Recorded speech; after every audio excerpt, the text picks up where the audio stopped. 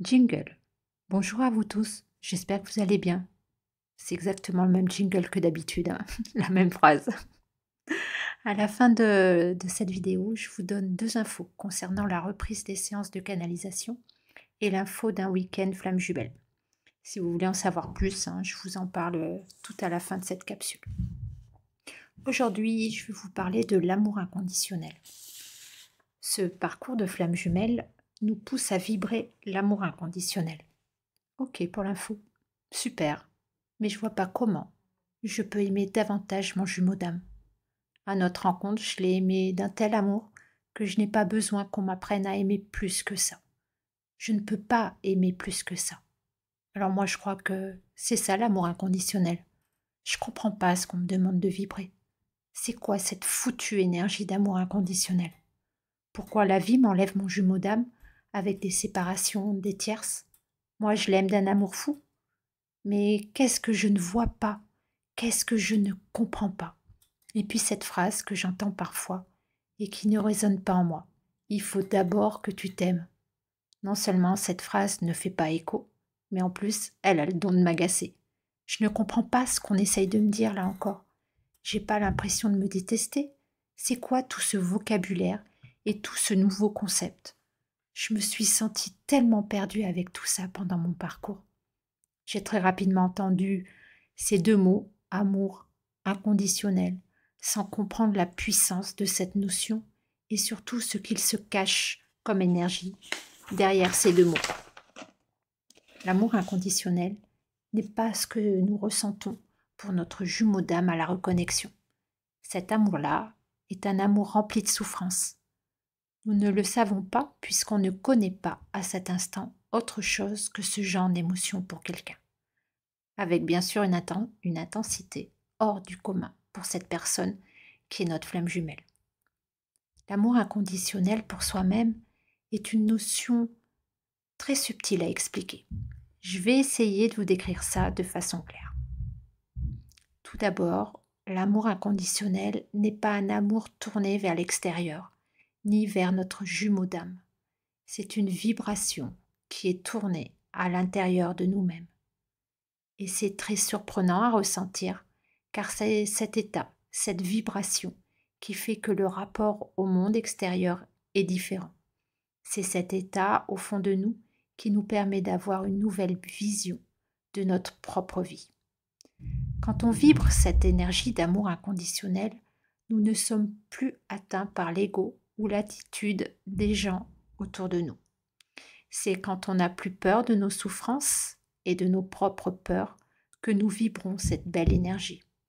Alors nous sommes capables de laisser les personnes avec leurs propres peurs et leur ego. Nous sommes capables de laisser les gens dans leurs propres peurs ou souffrances sans leur renvoyer nos énergies de blessure d'âme. Nous les laissons dans ce qu'ils sont, sans vouloir les aider, car cette envie correspond à une énergie de sacrifice et sans avoir peur de leur réaction vis-à-vis de nous. Nous sommes capables de laisser les gens vivre leur situation à vivre tout seuls. Ces gens correspondent aussi bien à votre flamme jumelle que à votre entourage. Nous sommes capables de les laisser libres de ressentir leurs émotions. L'amour inconditionnel, c'est vibrer l'énergie de notre âme. Tout le long de ce parcours, on se redécouvre. C'est comme si on avait mis en pause notre âme ou qu'on l'avait laissée en état de veille, car nos peurs de souffrance ou notre éducation a fait qu'on a dû oublier des parties de nous. Ce qu'il faut savoir et comprendre, c'est que cet amour inconditionnel nous est enseigné par nos guides spirituels et notre jumeau d'âme tout au long du parcours. Ils vont nous apprendre à nous aimer pour nous-mêmes, à retrouver notre amour-propre. Nous avons tous appris à nous oublier, à nous faire passer après les autres, à nous couper avec une partie de nous-mêmes. Nous avons dû nous couper de nos ressentis ou de nos capacités médiumniques ou de nos talents d'artiste ou de notre façon de nous exprimer ou de nos émotions. Cette information est importante car je me rends compte, grâce aux différents rendez-vous que j'ai avec vous, que nous sommes coupés d'une partie de nous-mêmes qui correspond en fait à notre capacité pour notre chemin de vie. Cette coupure avec une partie de notre âme se fait par notre éducation familiale et sociale.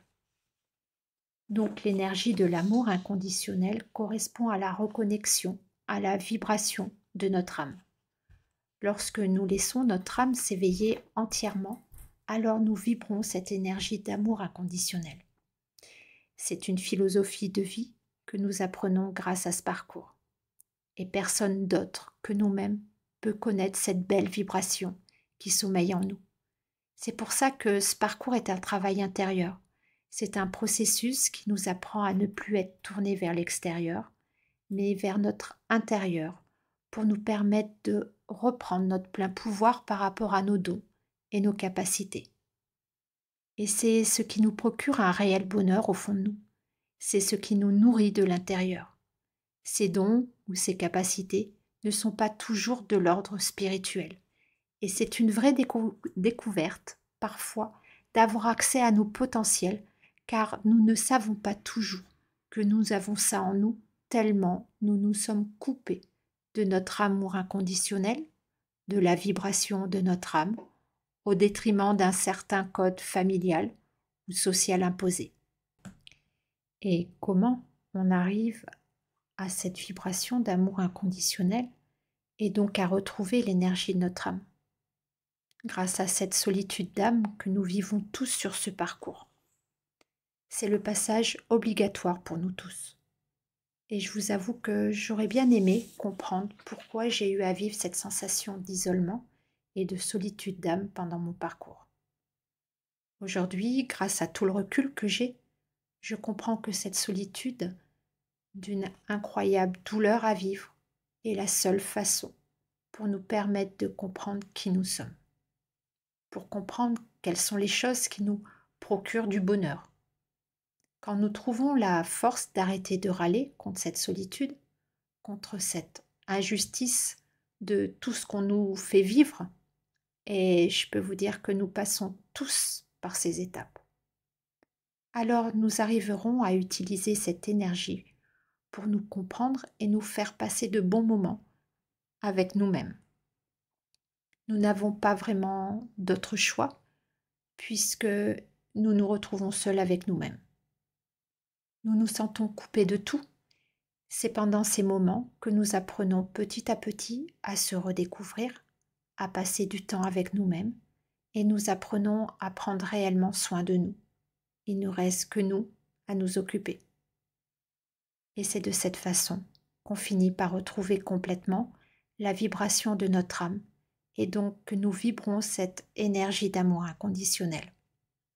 Nous sommes très loin à cette étape de l'amour sacrificiel ou de notre attitude à s'accrocher à notre flamme jumelle par peur d'être rejeté ou abandonné. Mais au moment de la reconnexion avec notre jumeau d'âme, nous ne pouvons pas avoir conscience que tous ces ressentis que l'on a pour cette personne reflètent en fait nos blessures d'âme. La vibration de l'énergie de l'amour inconditionnel va jouer le rôle d'un aimant sur l'énergie de notre jumeau d'âme. C'est cette énergie qui permet la réunion physique dans la matière et de rapprocher le lien entre les deux âmes du duo. Alors je vous dis à vous tous qui êtes dans cette phase de solitude d'âme, courage. Je vous promets que ce n'est pas une punition de l'univers et que vous allez trouver cette force en vous pour vous redécouvrir et c'est un beau cadeau à l'arrivée. Car les cadeaux de ce parcours ne sont pas des choses qui arrivent de l'extérieur, mais un meilleur état d'être à l'intérieur de vous. Cette capsule est finie et je vous livre, comme annoncé au début de cette capsule, les 2 informations. Alors, je reprends mes rendez-vous de canalisation. En même temps, ce qui me concerne, je n'ai jamais vraiment arrêté puisque dès janvier, début février, mon planning était rempli jusqu'à fin mai. Vous êtes tellement nombreux à me demander des canalisations et je me rends compte à quel point ça vous aide. Alors, je propose de nouveau ces rendez-vous de canalisation. Il y a quelques petits changements sur la durée. Je vous mets tout ça en barre d'infos. et je suis vraiment heureuse de pouvoir vous proposer de nouveau cette façon de vous aider. La deuxième information est la mise en place d'un week-end flamme jumelle le 16 et 17 juillet à côté de Vichy. Je serai accompagnée de Colline, également une flamme jumelle, pour vous proposer du coup à deux plusieurs aides pendant ce temps de rencontre. Je vous inscris tout ça en barre d'infos. Moi, je vous dis à très bientôt et je vous envoie tout plein d'amour.